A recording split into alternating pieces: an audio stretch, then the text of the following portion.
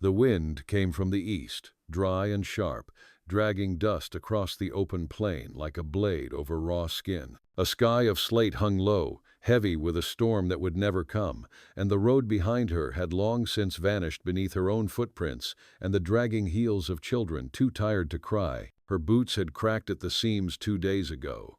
Now her feet were wrapped in torn linen and blood. She had not counted the miles, only the silences between sobs, only the way the baby had stopped moving yesterday and now lay in her arms like a bundle of cooling ash. She carried a sack of rags and 9 children, though only 6 of them walked now, and one she feared would never wake again. The youngest girl, barely 4, was tied to her back, the cloth wet from sweat and tears, her legs limp against the mother's hips. The boy with the fever, James or Joseph, she couldn't remember which in that moment had not spoken since dawn. There was a line where the land met the sky, but it kept slipping farther the closer she came to it.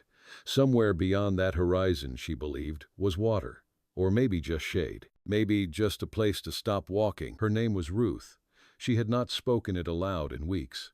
The last person who'd said it to her had been her husband, though that word had long lost its meaning. He had left at the first sign of the drought, muttering something about gold in Montana. Left her a dry well, 2 mules that died in their harnesses, and children with ribs sharp enough to cut. She had buried the first child 3 weeks ago. The second, 5 days later. Her hands still smelled like dirt and pine. The prairie did not care. The prairie had never cared. Grass burned brittle beneath the sun. The soil cracked open like it wept from within, and the sky watched with the indifference of God. A buzzard wheeled overhead. Ahead, in the shimmer of heat, something moved. She blinked once, slow and cracked like glass. A horse, maybe. Or a trick of the light. Her knees gave a little, just enough to make the baby jostle against her. She kept walking. If it was a man, he would help or he wouldn't. She had long since stopped expecting mercy. The rider came into view slowly, like something rising from a dream. Brown horse. Long shadow. A man in a hat, with the brim low and his rifle tied across the saddle.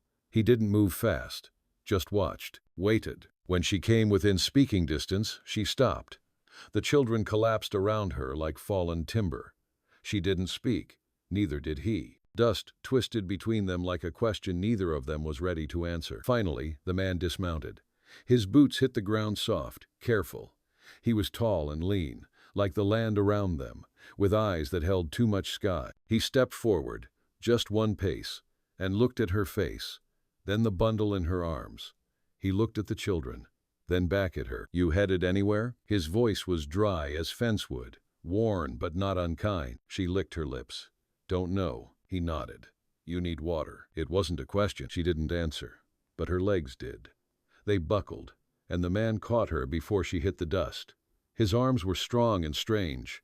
He smelled like horse and sweat and smoke. "My cabin's 1/2 a mile west," he said. "A creek runs through it.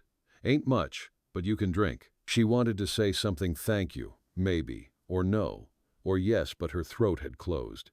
The baby stirred on her back. The man whistled, sharp. A dog appeared from behind a ridge, then trotted up to the children and sat down, quiet, waiting. The man lifted Ruth like she weighed nothing and placed her on the horse. Then he turned to the children. "We'll walk," he said to them. "It's not far." None of them spoke, but they followed. The wind rose behind them, carrying dust and silence. The cabin was not much more than a square of weathered pine sunk into the side of a hill, a lean-to stable off the back, and a single stone chimney curling smoke into the sky. But it stood upright, and the roof held against the wind, and the scent that rose from the creek nearby was something like hope. Ruth did not remember getting off the horse. She remembered the cool shade of the porch, remembered the way the man's hand was firm against her spine as he guided her through the door. The air inside was cooler, darker, filled with the scent of old bread and wood smoke. She lowered herself to the floor slowly, carefully, arms trembling under the baby's weight. The man brought a tin cup of water and placed it beside her, then handed another to the children, one by one, wordless. They drank like animals fast, desperate, gulping until they choked. He didn't stop them. He only stood and waited. She stared at the floorboards. "What's this going to cost?" He raised his eyebrows but said nothing. She met his eyes. I don't take charity. The man nodded once, slow. Then work for it. She waited. He pointed to the back of the cabin. Chickens need feeding. Gardens near dead but worth saving. Got a stove that don't hold heat right. And I sure as hell don't know how to mend clothes. Ruth looked at her sack. The few rags that weren't blood-stained or torn to threads might patch knees or elbows. She'd done worse with less. Fine, she said. He held out his hand. I'm called Eli. She shook it. Her grip was strong, though her fingers trembled. Ruth. The baby stirred again, and she shifted to untie the sling from her back. The girl was hot, slick with sweat, her lips pale. Eli knelt beside her and touched the child's brow. I'll bring willow bark and a wet cloth, he said, already moving. She needs rest. Ruth nodded. She wanted to cry, but the tears wouldn't come. Outside, the children found the creek. The older boy, Caleb, waded in first, and the others followed. They laughed, the sound broken and hoarse, but laughter nonetheless. Ruth leaned against the wall and listened, her eyes closed. It had been weeks since she'd heard that sound. When Eli came back, he carried more than willow bark. He had a kettle, a sack of oats, dried apples, salt. He set it all near the stove and didn't say a word. Just started cooking. Ruth watched his movements, the way he handled the pan, how he tested the fire with his hand, how he used every bit of scrap without waste. A man used to solitude, but not unfamiliar with feeding others. That night, they slept in shifts. Ruth curled on the floor beside the baby, and the children crowded near the fire. Eli took the chair in the corner, his rifle across his knees, one eye open. When the wind rattled the shutters, no one flinched. In the morning, Ruth was up before the sun. Her bones ached, her feet raw, but she moved through the cabin like someone half-possessed. She boiled water, mended what she could, fed the chickens, found a dead rabbit in a snare behind the shed and skinned it clean. Eli watched her from the porch, his hat low, a slow kind of respect behind his silence. You cook it, she said, tossing the rabbit at his feet. He looked down, then up. Yes, ma'am. For the first time in weeks, she smiled. It was brief and small, but it cracked something open between them. Later that afternoon, he showed her the garden. Rows of wilted squash, yellowed beans, brittle corn stalks. She knelt in the dirt, testing the soil with her fingers. He waited while she muttered to herself about shade, watering, compost. You know farming, he asked. She looked up, a smear of dirt on her cheek. Better than I know praying. That night, he told her about his father, how he died, trying to homestead near Santa Fe, how Eli had been 15 when he buried him. He told her about the war he didn't fight in, the brother who did and never came back. He didn't cry, just spoke quiet, staring into the fire. Ruth said nothing for a long time. Then she told him about the river near her childhood home in Tennessee, how it flooded every spring, and how the smell of wet earth made her feel like life was starting over. Eli nodded, eyes still on the flame. They didn't touch, didn't say words like safe or future, but they sat close, and when she finally fell asleep, it was with her back to the fire and her face turned toward him. The weeks folded in on themselves like pages turned slow, each day marked by the rhythm of survival. Ruth worked from sunup to sundown, kneading dough, sewing sleeves from scraps, pulling weeds with hands blistered raw.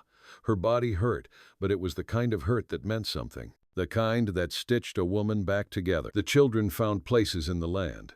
Caleb chopped wood with Eli, learning the weight of an axe. The middle girl, Miriam, coaxed beans to life in a soil that had forgotten how to grow. Even the sickly boy, James, began to laugh again, thin and winded but real. They all moved like animals learning a new forest, cautious, watchful, but not afraid. And Eli stayed the same, quiet, deliberate, steady. He mended what needed mending. When the mule died, he buried it without a word, and used the harness leather for straps and ties. When he spoke, it was with the same rough honesty as a man who had nothing to prove. One night, they sat on the porch after the children had gone to sleep, the air thick with the smell of coming rain. Ruth held a piece of embroidery in her lap, but the needle hung loose in her fingers. Eli tipped back in his chair. You ever think of leaving? She didn't answer right away. All I've done is leave. He nodded, like that made sense. Thought maybe I'd head north, she said eventually. Dakotas maybe. Heard they got water there. He looked out into the darkness. They got snow too, enough to bury you if you ain't careful. You afraid of snow? No, he said. I'm afraid of wanting things I can't hold on to. Silence sat heavy between them. Ruth looked down at the cloth in her lap. I used to be a preacher's wife. Ellie didn't move. He was gentle once, before the drought, before the hunger. He'd pray with the children every night. Then he stopped praying and started drinking. Left us with a debt he made in my name. I don't even know if he's dead. You still believe? Eli asked. In what? In God. She exhaled through her nose. I believe in firewood and oats.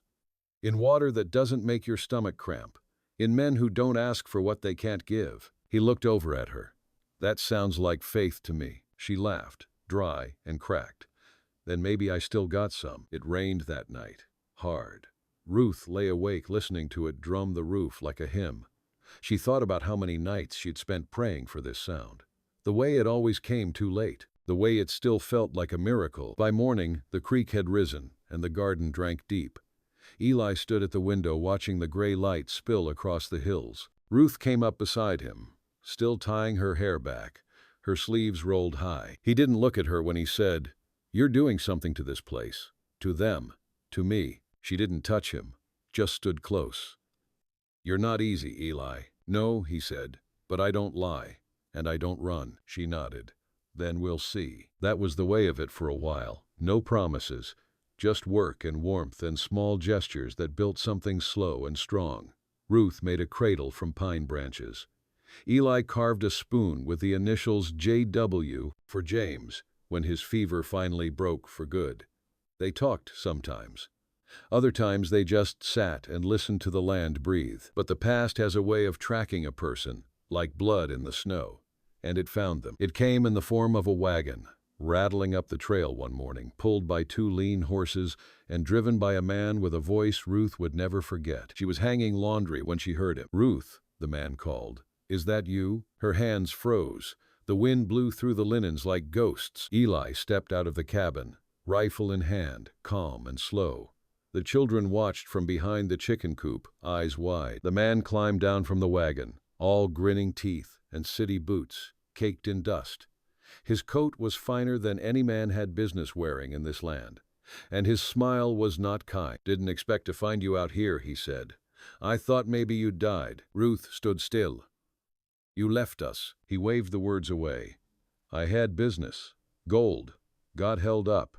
Things got complicated. You left us to starve." "He came back, didn't I?" Eli moved a step forward. "You need something?" The man glanced at him, eyes narrowing. "Who's this?" "No one you want to test," Eli said. The rifle didn't move. The man's grin faltered. "Just here for my wife and kids." "She's not your wife," Eli said. Ruth stepped between them. "I'm not going anywhere with you." The man's face twisted, something dark and wild rising up.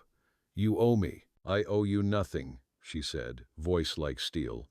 "Go back to whatever hole you crawled out of." He stepped toward her. Eli raised the rifle. The man stopped. Silence stretched long. Then he spat in the dirt, turned, and climbed back onto the wagon. "You'll regret this," he said. "Women like you always do." He cracked the reins, and the wagon rolled on. Ruth watched him go. Her hands shook, but her eyes didn't waver. Eli lowered the rifle and stepped beside her. "You all right?" She swallowed hard. "I will be." That night, the fire burned low, but no one moved to stoke it. Ruth sat on the edge of her bedroll, arms wrapped around her knees, eyes locked on the embers. Eli sat across the room, boots still on, rifle leaning against the wall. Outside, the wind had picked up again, sweeping over the hills with the sound of distant voices too soft to understand, too familiar to ignore. The children had all fallen asleep, curled together like pups. Caleb had taken to sleeping with his hand wrapped around a small carving knife Eli gave him, the blade dull, but the handle worn smooth. Ruth noticed that tonight he clutched it tighter than usual. "You knew he'd come?" Eli asked. Ruth didn't answer right away. "I didn't know if he'd come for us, or just come to die somewhere." Eli studied her face, the way her jaw clenched, how her eyes didn't shine anymore, just reflected light like stone. "Man like that," Eli said, "don't know what to do with a woman who survives him." Ruth looked at him. "Number he wants me to be as small as he left me." Eli nodded, slow. "You ain't small." She turned her face back to the fire. I was once. He didn't argue. He didn't offer her comfort. Just let the truth settle where it belonged, in the space between what had been and what might be. The next morning, Ruth rose early, earlier than the sun. She packed her things quietly, what little she had left folding clothes into the sack, wrapping a threadbare shawl around the baby. She didn't want to wake Eli. She didn't want him to stop her, but when she stepped out the door, he was already there, sitting on the steps, waiting. "You're leaving," he said. "Not a question." "I have to." He looked straight ahead. "Because of him?" "Because I'm scared," she said. "Because I've been this close to something good, and I don't know how to hold it." He turned to her. "Don't think I do either. But I was willing to try." Her hands trembled on the strap of the sack. "You shouldn't have to clean up a mess you didn't make." He stood up, walked down the steps, and stopped in front of her. "You think I brought you here to save you? I don't know why you did it. I brought you here because you reminded me what it felt like to hope. Not to fix you. Not to fix anything. Just to believe again." She felt her throat tighten. She shook her head. "I've got too many ghosts, Eli." "So do I." She looked at the trail behind him, the ridge, the open land beyond. "What if he comes back?" she whispered. Eli stepped closer. "Then we bury him right this time." A silence passed. Ruth let it settle inside her. The weight of his words, the unspoken promise beneath them. "You'd fight for me?" she asked. He held her gaze. "I already am." Her grip loosened on the sack. It slipped from her shoulder, fell at her feet. The baby stirred against her chest, and Ruth placed a hand over the girl's heart. Still warm, still alive. "I don't know how to build a life," she said. "You already started," Eli replied. "You're just afraid to admit it." The clouds began to break then, light spilling through like a slow revelation. Somewhere, a bird called out. The children began to wake. Ruth stood there a moment longer, then reached down and picked up the sack. But instead of walking, she turned back toward the cabin. "I'll stay," she said, "for now." Eli smiled. Not wide, not easy, but real. "That's enough," he said. Spring came harder that year. The rains flooded the garden and knocked half the fence flat. James broke his arm climbing the hayloft. A coyote took 2 chickens, but the crops grew. The baby smiled. The cabin stood. Ruth built shelves from old crates. She made curtains from feed sacks. Eli taught her to shoot. She taught him to make bread that didn't taste like dirt.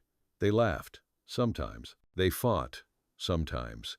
They slept close, even when the nights were warm. And when the preacher rode through that June, Ruth met him with straight shoulders and calm eyes. She asked him to bless the land, the house, the family. And then she asked him to marry them. It wasn't a wedding like books talked about. No lace, no music.